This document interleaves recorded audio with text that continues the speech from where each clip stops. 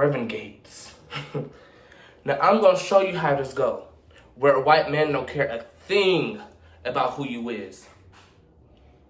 Reverend Gates was coming from Tallahassee to Atlanta, going to see his sister who was sick at the time with the consumption.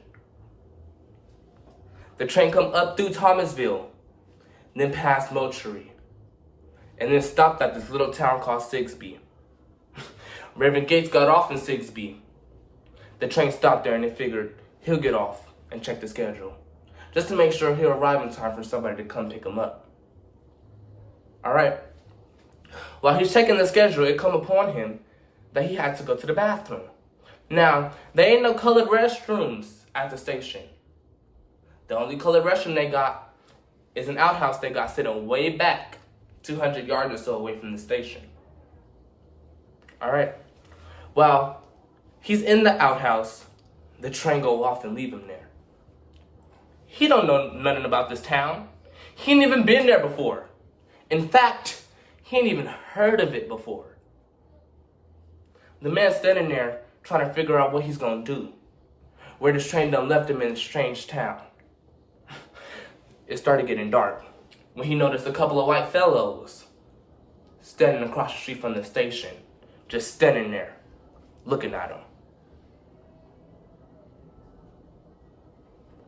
He look around and ain't see no color folks nowhere. He don't know what was getting in these here fellas' minds. So, he commenced to walking. He ain't know where he was going. He just going down the railroad tracks. And then he hear him call him. Hey, nigger! See? Just like that. Hey, nigger! He just kept on walking. They call him some more, and he just keep on walking. Just going down the tracks.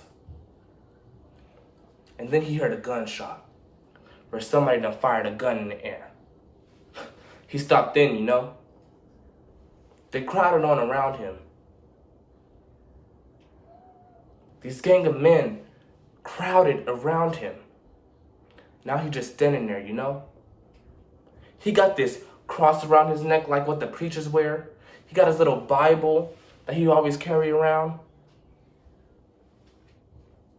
So, they just go on and crowd on around him. One of them asked who he was. He told him he was Reverend Gates, and that he was going to see his sister who was sick, and that the train done left him there. They said, yeah, nigger, but can you dance? He looked at them and commenced to dancing. One of them reached up and tore the cross off his neck. Said he was committing a Hershey by dancing with a cross and a Bible. They took his Bible and tore it up. And then they made that man dance until they got tired of watching him.